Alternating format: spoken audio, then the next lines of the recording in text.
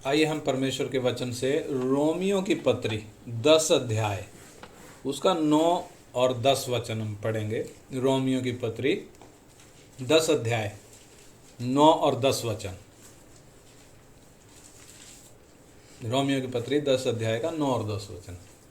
कि यदि तू अपने मुंह से यीशु को प्रभु जानकर अंगीकार करे और अपने मन से विश्वास करे कि परमेश्वर ने उसे मरे हुओं में से जिलाया, तो तू निश्चय उद्धार पाएगा। क्योंकि धार्मिकता के लिए मन से विश्वास किया जाता है और उद्धार के लिए मुंह से अंगीकार किया जाता है। हाँ, ये परमेश्वर का वचन, उद्धार एक व्यक्ति को कैसे मिलेगा, एक व्यक्ति परमेश्वर की नज़रों में धर्मी कैसे गिना जाएगा, परमेश्वर के इस वचन में वो कुंजी बताई गई है।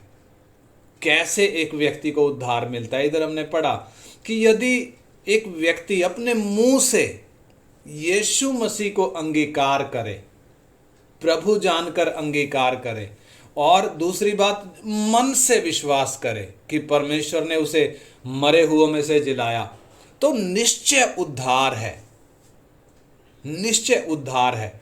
कई बार होता क्या है, यीशु मसीह के पीछे आ तो जाते हैं, लेकिन कुछ और ही उद्देश्य के साथ बहुत लोग यीशु के पीछे आते हैं। कुछ और ही उद्देश्य के लिए आते हैं, जैसे यीशु चंगा करने वाला है, यीशु आशीष देने वाला है, उन बातों को लेकर आ जाते हैं। लेकिन इधर जो बात बताई गई है, उद्धार और धर्मी ठहराया जाना, यानी धार्मिकता के लिए विश्वास करना जरूरी है, मन से विश्वास, और उद्धार के लिए यीशु का अंगीकार जरूरी है। तो सवाल उठता है कि यीशु का अंगीकार क्यों।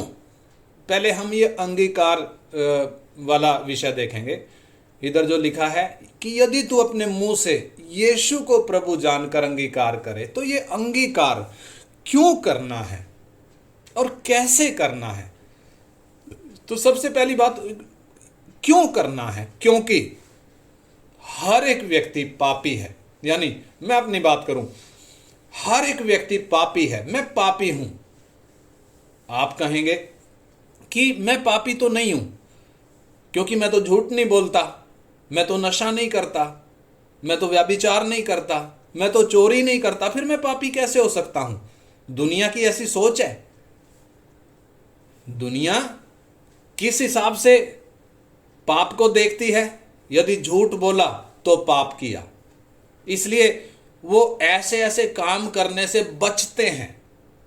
लेकिन परमेश्वर का वचन स्पष्ट कहता है, एक व्यक्ति पाप के काम करने के कारण पापी नहीं है, बल्कि पापी होने के कारण वो पाप के काम करता है। यानी परमेश्वर का वचन जब हम पढ़ते हैं, भजन संहिता 51 का 5 में लिखा है, हर एक व्यक्ति जन्म ही से पापी है। जन्म ही से, यानी जब मां के गर्भ में बच्चा जब बनता है, बीज के द्वारा जब वो रूप बनता है, यानी वो शरीर जब विकसित होता है उस बीज के द्वारा, उस बीज में पाप होने के कारण जन्म ही से एक व्यक्ति पापी है। इसलिए पाप के काम करने के कारण नहीं, बल्कि जन्म ही से एक व्यक्ति पापी होने के कारण पाप के काम करता है। और पाप जब अंदर है, जिस दिन से इंसान होश संभालता है, उसी दिन से करता क्या है? परमेश्वर के खिलाफ बलवा। यानी वो काम जो परमेश्वर की नजरों में घृणित हैं, इंसान वही काम करता है। फिर आप कहेंगे कि मैं तो भक्ति करता हूं, मैं तो धर्म के काम करता हूं, मैं तो पुण्य कमाता हूं, मैं कहां से पापी हो गया? मैं परमेश्वर के खिलाफ बलवा कहां करता हूं? तो जब इंसान सोचता है कि मैं भक्ति करता हूं, मैं तो पूजा पाठ करता हूं, मैं तो पुण्य कमाता हूं, जब एक व्यक्ति ये बात सोचता है, ये एक व्यक्ति की अपनी धार्मिकता है, ये परमेश्वर की धार्मिकता नहीं है। यानी एक व्यक्ति अपनी ही नजरों में अपने आप को क्या समझता है? मैं धर्मी हूं करके समझता है, इन धर्म के कामों के द्वारा। यानी जो मनुष्य जिनको धर्म के काम कहता है, उनके द्वारा एक व्यक्ति क्या सोचता है, मैं धर्मी हूं। परंतु परमेश्वर की दृष्टि में इंसान के ये धर्म के काम किसी भी रीति से स्वीकार्य नहीं है। परमेश्वर कभी भी स्वीकार करेगा नहीं, क्योंकि परमेश्वर पवित्र है और इंसान पापी है। इसलिए पापी इंसान वो पवित्र परमेश्वर के स्तर को प्राप्त कर नहीं सकता, परमेश्वर के उस स्टैंडर्ड के अनुसार भक्ति कर नहीं सकता जब तक पाप अंदर है। इसलिए परमेश्वर का वचन कहता है, यशाया में लिखा है कि इंसान के सारे धर्म के काम सबके सब मैले चिथड़े हैं, परमेश्वर की दृष्टि में घृणित हैं, परमेश्वर को अस्वीकार्य हैं। यानी जैसे यहूदी लोगों को हम देखते हैं, यहूदी लोग अपनी ही धार्मिकता स्थापित कर रहे थे, क्या बोलकर, हम व्यवस्था को मानते हैं। वो व्यवस्था का पालन करते हुए अपने आप को धर्मी ठहरा रहे थे। इसलिए जब यीशु आया तो यीशु को उन्होंने स्वीकार नहीं किया, क्रूस पर चढ़ा दिया। ऐसे ही ये सारी दुनिया अपनी खुद की धार्मिकता में मगन है, अपनी खुद की धार्मिकता स्थापित कर रही है जो परमेश्वर को स्वीकार्य नहीं है। और अगली बात जब हम देखते हैं कि पापी होने के कारण इंसान परमेश्वर के न्याय के अधीन है, क्योंकि परमेश्वर पवित्र है, धर्मी है, परमेश्वर न्यायी है, पाप को किसी भी कीमत पर स्वीकार नहीं करेगा। इसलिए परमेश्वर के न्याय से बचने के लिए, यानी अपने प्राणों की छुड़ौती के लिए, अगर इंसान बदले में कुछ दे तो क्या दे सकता है? परमेश्वर के न्याय से बचने के लिए और अपने प्राणों को बचाने के लिए, अपने प्राणों की छुड़ौती के लिए इंसान क्या दे सकता है? जब परमेश्वर का वचन हम पढ़ते हैं भजन संहिता 49 अध्याय, भजन संहिता 49 अध्याय 6 से 8 वचन हम पढ़ेंगे। 6 से 8 वचन, 49 का 6 से 8। जो अपनी संपत्ति पर भरोसा रखते, जो अपनी संपत्ति पर भरोसा रखते और अपने धन की बहुतायत पर फूलते हैं। हाँ, जो अपनी संपत्ति पर भरोसा रखते और अपने धन की बहुतायत पर फूलते हैं, उनमें से कोई अपने भाई को किसी भांति छुड़ा नहीं सकता है। हाँ, और यानी पैसे के द्वारा, संपत्ति के द्वारा कोई भी अपने भाई को किसी भी भांति छुड़ा नहीं सकता है, और ना परमेश्वर को उसके बदले प्रायश्चित में कुछ दे सकता है। हाँ, परमेश्वर को उसके प्रायश्चित के बदले में कुछ देने को है नहीं। यानी संपत्ति, धन, दौलत, सोना, चांदी, ये सब बेकार है, इंसान के प्राण को ये बचा नहीं सकता। और 8 में लिखा है, क्योंकि उनके प्राण की छुड़ौती भारी है, वो अंत तक कभी ना चुका सकेंगे। हाँ,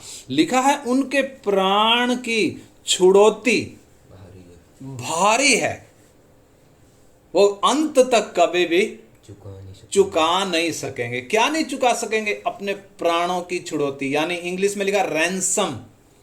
इंसान अपने प्राणों का रैंसम यानी वो छुड़ौती कैसे दे सकता है? क्या है उसके पास देने के लिए?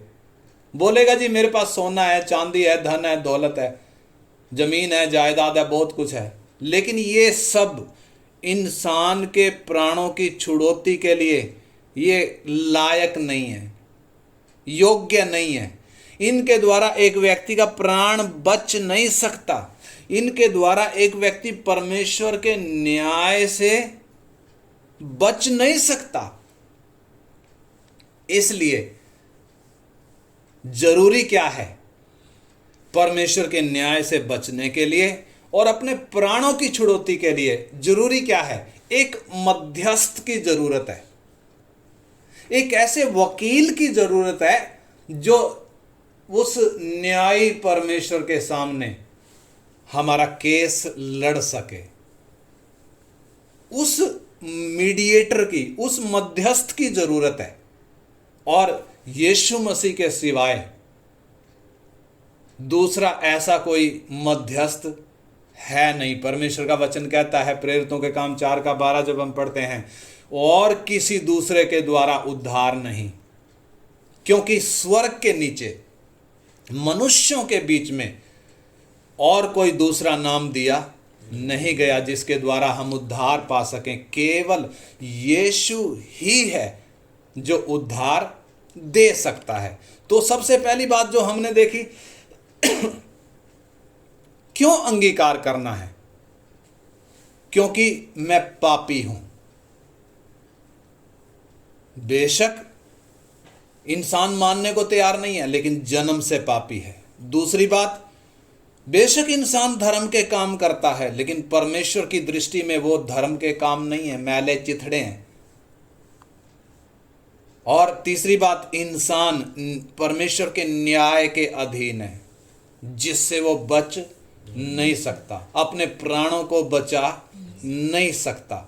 इसलिए एक मध्यस्थ की जरूरत है, इसलिए उस यीशु का अंगीकार करने की जरूरत है। और यीशु का अंगीकार करने का मतलब, आज बहुत लोग, मैंने बताया, क्या सोचते हैं, यीशु चंगा करता है जी, यीशु आशीष देता है, वो सोचकर भीड़ की भीड़ पीछे आ जाती है। लेकिन उससे क्या नहीं होगा? उद्धार नहीं होगा जब तक एक व्यक्ति उस क्रूस पर चढ़ाए हुए यीशु पर विश्वास नहीं करता है, क्रूस पर चढ़ाए हुए और तीसरे दिन मरे हुए से जिंदा हुए उस यीशु को जब तक एक व्यक्ति देखता नहीं है, ताकता नहीं है, उस क्रूस के पास जब तक एक व्यक्ति आता नहीं है, तब तक वो सही रास्ते पर नहीं है। बेशक वो यीशु के विश्वास करने की बात कहता हूँ, मैं यीशु पर विश्वास करता हूँ करके, लेकिन जब तक क्रूस के पास नहीं आएगा, क्रूस पर कौन टंगा है करके जब तक उसको ये एहसास नहीं होगा,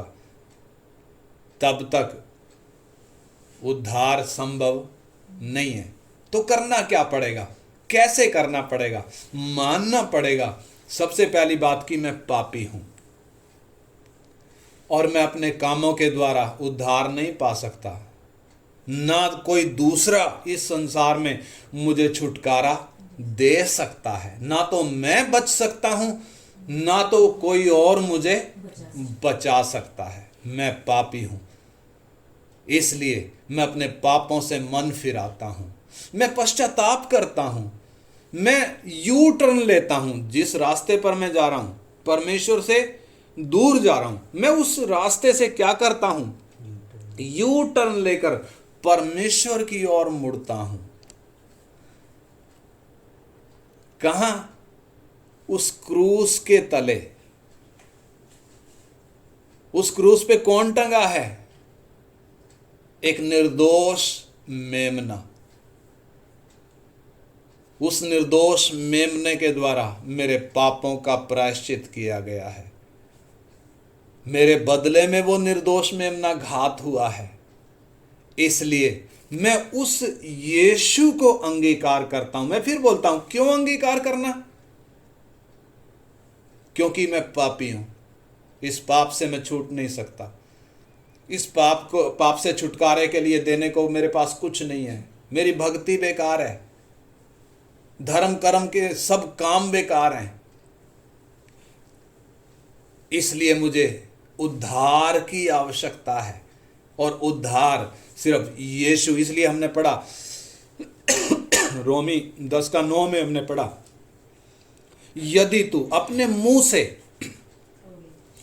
यीशु को प्रभु जानकर अंगीकार करे। कैसे करे? मुंह से अंगीकार करे, यानी मन से सोचने से बात नहीं बनेगी।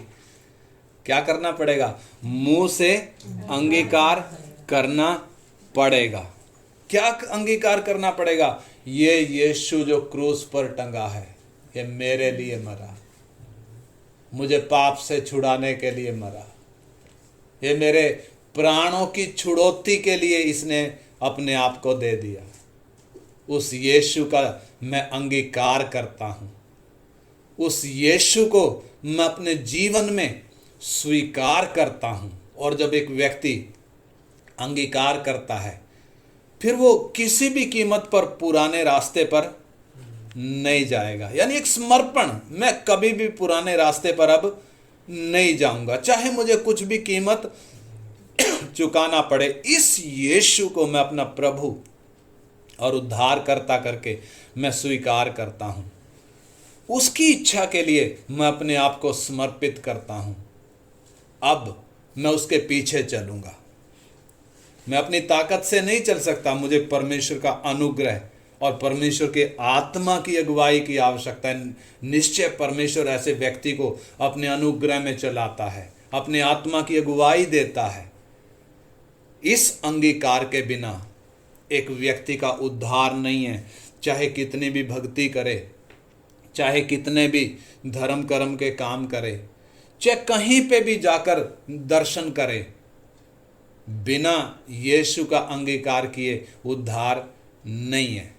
और दूसरी बात हमने इसमें पढ़ी थी कि मन से विश्वास, पढ़ना दोबारा वो रोमी 10:9 कि यदि तू अपने मुंह से यीशु को प्रभु जानकर अंगीकार करे और अपने मन से विश्वास करे, अपने मन से विश्वास करे कि परमेश्वर ने उसे मरे हुओं में से जिलाया। हाँ, परमेश्वर ने उसे मरे हुओं में से जिलाया, तो तू निश्चय उद्धार पाएगा। तो तू निश्चय उद्धार पाएगा। यानी मन से विश्वास करना।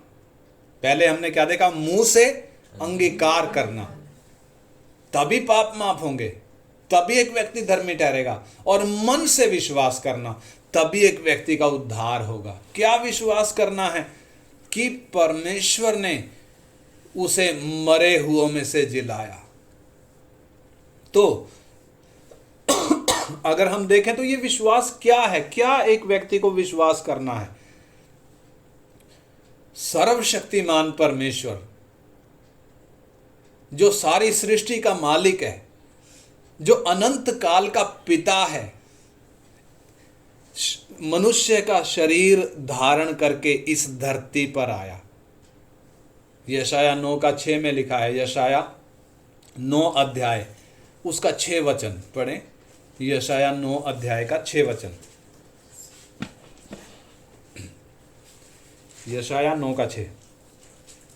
क्योंकि हमारे लिए एक बालक उत्पन्न हुआ, हमें एक पुत्र दिया गया है, और प्रभुता उसके कांधे पर होगी, और उसका नाम अद्भुत, युक्ति करने वाला, पराक्रमी परमेश्वर, अनंत काल का पिता और शांति का राजकुमार रखा जाएगा। हाँ, इधर देखिए, मतलब वो यीशु जो इस धरती पर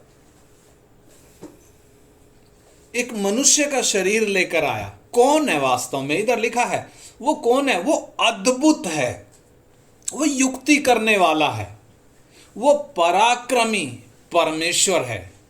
पराक्रमी परमेश्वर यानी सर्वशक्तिमान परमेश्वर खुद है। अनंत काल का पिता कौन? कई बार हम बोलते हैं यीशु तो परमेश्वर का पुत्र है, जबकि इधर क्या लिखा है? वो अनंत काल का पिता खुद है, शांति का राजकुमार है। यानी मैंने विश्वास क्या करना है? मन से विश्वास क्या करना है? एक व्यक्ति ने उद्धार के लिए मन से विश्वास क्या है? सर्वशक्तिमान परमेश्वर इस धरती पर मनुष्य का शरीर धारण करके आया।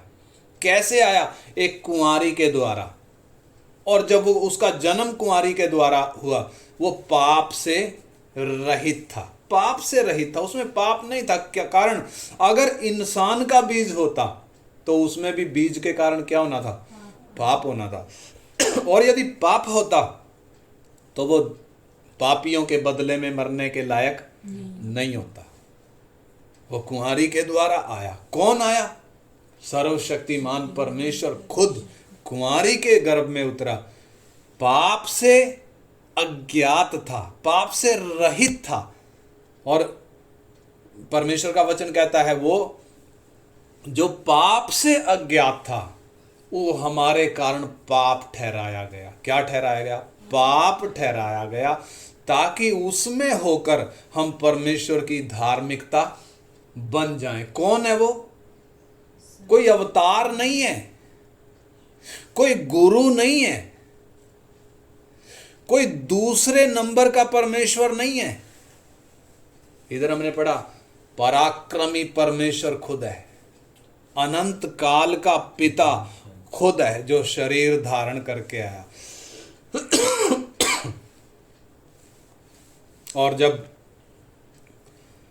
यूहन्ना बपतिस्मा दाता उसको देख रहा है तो क्या कह रहा है? कह रहा है देखो ये परमेश्वर का मेमना है जो जगत का पाप उठा ले जाता है। यानी वो क्या बनकर आया? वो बड़ा गुरु महाराज बनकर नहीं आया, वो बड़ा महापुरुष बनकर नहीं आया। क्या बनकर आया? सर्वशक्तिमान परमेश्वर एक मेमने के रूप में इस धरती पर आया, मेमना बनकर इस धरती पर आया। क्यों मेमना बनकर आया?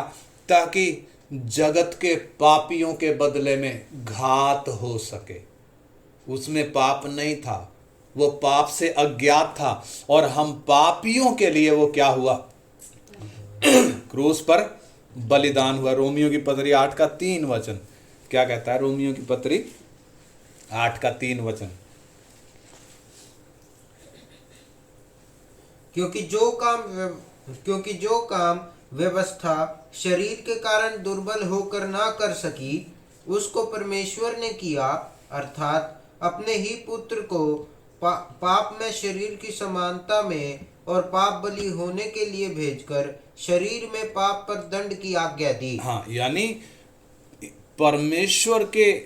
परमेश्वर से इंसान को दूर करने के लिए ये पाप बीच में वो बड़ी दीवार है। इंसान को परमेश्वर से जिसने क्या किया हुआ है? दूर किया हुआ, एक बड़ी दीवार। और वो पराक्रमी परमेश्वर, वो अनंत काल का पिता जब शरीर धारण करके इस धरती पर आया, मेमना होकर जब वो इस धरती पर आया, मालूम है जब वो क्रूस पर टंगा है, पाप बलि होने के लिए टंगा है। पाप में शरीर की समानता में होकर जब वो टंगा है, पाप बलि होने, इधर लिखा है वो पाप बलि होने के लिए टंगा। यानी शरीर में क्या किया गया? पाप पर दंड की आज्ञा सुनाई गई। इसलिए परमेश्वर ने उसको पाप ठहराया और उस पर दंड की आज्ञा दी। और यही कारण है शरीर क्या हो गया? छलनी हो गया, खाल उधेड़ दी गई, मांस उखड़ गया, हड्डियों के जोड़ भी उखड़ गए, हड्डियां साफ दिखाई देती हैं, गिनी जा सकती हैं। यानी इतनी बुरी हालत, खून की अंतिम बूंद तक भी निचोड़ ली गई। क्यों ऐसी हालत हुई? पाप पर दंड की आज्ञा दी, क्योंकि वो पाप जो हमारे अंदर था, यानी इंसान के अंदर जो पाप है, अगर परमेश्वर उस पर दंड की आज्ञा देता तो हमारा बचना असंभव था, हम भस्म हो जाते। इसलिए परमेश्वर ने शरीर तैयार किया, एक ऐसा शरीर जिसमें पाप नहीं था, और उस शरीर पर क्या किया? दंड की आज्ञा दे दी, पाप बलि करके उसको बलिदान किया। क्यों किया? ताकि हमें वो पाप की गुलामी से छुड़ाए, ताकि हमें उद्धार दे, ताकि हमें धर्मी ठहराए। और वो मेमना जो मरा, किसके लिए मरा? वो मुझ पापी के लिए मरा। एक व्यक्ति जब वो अंगीकार करता है, एक व्यक्ति जब वो मन से विश्वास करता है, तो हमने 2 बातें देखी। मुंह से अंगीकार करने का मतलब, मुझे एक उद्धारकर्ता की ज़रूरत है, क्योंकि मैं अपने आप उद्धार पा नहीं सकता, मेरे धर्म के सारे काम व्यर्थ हैं। इसलिए मुझे एक मीडिएटर चाहिए, इसलिए मुझे एक छुड़ाने वाला चाहिए, जो यीशु के रूप में इस धरती पर मनुष्यों के लिए बलिदान हुआ। यीशु नाम का ही अर्थ क्या है? पापों से छुड़ाने वाला, पापों से छुड़ाने वाला। और मन से विश्वास क्या है? मन से विश्वास का मतलब सर्वशक्तिमान परमेश्वर इंसान का शरीर लेकर इस धरती पर आया, जो पाप से अज्ञात था, मेमना बनकर आया, पाप बलि के रूप में वो जगत के पापियों के लिए बलिदान हुआ। हालांकि उसमें पाप नहीं था, उसे पाप ठहराया जाकर पाप पर दंड की आज्ञा दी गई। क्योंकि उसमें पाप नहीं था, इसलिए मरने के तीसरे दिन वह जीवित हो गया। मरने के तीसरे दिन क्या होगा? पिछली बार हम सीख रहे थे, यीशु मरे हुए में से जिंदा हो गया। हम देख रहे थे ना, यीशु बाकियों से अलग कैसे है। तो उसमें चौथी बात हमने देखी थी, यीशु मरे हुए में से जिंदा हो गया। इस धरती पर जितने भी मनुष्य आए, कोई भी मरने के बाद जिंदा नहीं हुआ। क्यों नहीं जिंदा हुआ? क्योंकि मौत ने जकड़ लिया। हर एक व्यक्ति मौत के अधीन है। मौत हर एक से बलवान है। मौत के मुंह से एक व्यक्ति निकल नहीं सकता, लेकिन यीशु तीसरे दिन मरे हुए में से जिंदा हो गया। पहले ही उसने बोला था, और अपने वचन के अनुसार वो कब्र में से निकल कर आ गया। कब्र खाली पाई गई। तो मैंने मन से विश्वास क्या करना है? वो तीसरे दिन मरे हुए में से जिंदा हो गया। कौन है वो? कोई मनुष्य नहीं, मेरे जैसा, हमारे जैसा साधारण मनुष्य नहीं। सर्वशक्तिमान परमेश्वर मनुष्य का शरीर लेकर इस धरती पर आया, हमारे बदले में बलिदान हुआ। क्रूस पर उसने अपना प्राण दिया और तीसरे दिन मरे हुए में से जिंदा हो गया। परमेश्वर का वचन स्पष्ट कहता है, जब एक व्यक्ति मुंह से उस यीशु को अंगीकार करता है और मन से जब उस पर विश्वास करता है, निश्चय वो व्यक्ति क्या करेगा? उद्धार पाएगा और परमेश्वर उसे धर्मी ठहराएगा। इसलिए आइए हम उस यीशु की ओर ताकें। कोई गुरु नहीं है, कोई अवतार नहीं है। मेरे बदले में घात हुआ परमेश्वर का मेमना, जो इसलिए घात हुआ ताकि मुझे पाप की गुलामी से छुड़ाए। इसलिए आइए हम प्रार्थना करें। Hallelujah, hallelujah, hallelujah. धन्यवाद हो, राजाओं के राजा का धन्यवाद हो। Hallelujah, hallelujah. क्यों अंगीकार करना है? क्योंकि मैं पापी हूं। मैं अपने पापों से छूट नहीं सकता। दुनिया में और कोई मुझे मेरे पापों से छुड़ा नहीं सकता। पाप ना करो करके तो बहुत बोलते हैं, लेकिन पाप का इलाज किसी के पास नहीं। इंसान के धर्म के काम सब व्यर्थ हैं, परमेश्वर को स्वीकार्य नहीं है। हर एक इंसान परमेश्वर के न्याय के अधीन है। परमेश्वर के न्याय से बच नहीं सकते। प्राणों की छुड़ौती भारी है। अपने प्राणों के बदले में इंसान क्या देगा? इसलिए यीशु की आवश्यकता है, छुड़ाने वाले की आवश्यकता है, और किसी के द्वारा उद्धार नहीं। हालेलुया। चंगा करने वाला या आशीष देने वाला नहीं, वो क्रूस पर टंगा यीशु, जो पाप बलि के लिए टंगा है, जो पवित्र मेमना जगत के लिए बलिदान हुआ है। Hallelujah, hallelujah. क्या मैं मानता हूं वो मेरे लिए टंगा है? पापी मैं था, मरना मैंने था, सजा मैंने उठानी थी। मेरे बदले में निर्दोष घात हुआ। मेरे बदले में एक पवित्र ने अपने आप को दे दिया। पापी के बदले में निष्पाप ने अधर्मी के बदले में धर्मी ने अपने आप को दे दिया। हालेलुया, मैं उसका अंगीकार करता हूं। हालेलुया, मैं अपने मन से उस पर विश्वास करता हूं। वो कौन है? सर्वशक्तिमान परमेश्वर। हालेलुया, मनुष्य का शरीर धारण करके इस धरती पर आया, जो पाप से अज्ञात था। मुझ पापी के कारण वह पाप ठहराया गया, ताकि मैं उसमें होकर परमेश्वर की धार्मिकता बन जाऊं। मेरे बदले में उसने अपने आप को दे दिया। वो क्रूस पर मारा गया, लेकिन वो तीसरे दिन मरे हुओं में से जिंदा हो गया। क्यों जिंदा हो गया? क्योंकि उसमें पाप नहीं था। वो कहता है प्रेरितों के काम 1:18 में, प्रकाशित वाक्य 1:18 में कहता है, मैं मर गया था, देखो अब मैं युगान युग जीवता हूं, मृत्यु और अधोलोक की कुंजियां मेरे ही पास हैं। हालेलुया, वो तीसरे दिन मरे हुए में से जिंदा हो गया। 40 दिन इस धरती पर रहने के बाद स्वर्ग में उठा लिया गया, और वो बोल कर गया, मैं फिर आऊंगा। और फिर आने वाला है। वो बताकर गया है क्या क्या इस धरती पर घट रहा होगा, कौन कौन सी घटनाएं घट रही होंगी जब मैं आऊंगा। आज जब हम अपने चारों तरफ देखते हैं, वो घटनाएं घट रही हैं। यीशु का आना निकट है, किसी भी घड़ी है।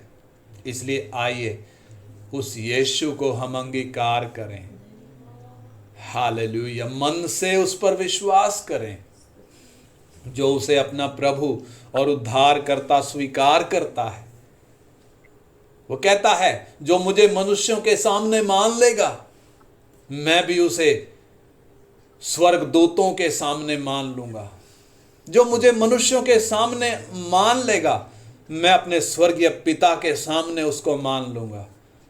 हालेलुया, आइए हम उस यीशु पर विश्वास करें, उसको अपना जीवन सौंपें, क्योंकि वही है जो हमारे प्राणों की छुड़ौती जिसने दी है, जो हमारे प्राणों का छुटकारा कर सकता है, जो हमें उद्धार दे सकता है, परमेश्वर की नजरों में जो हमें धर्मी ठहरा सकता है। हालेलुया।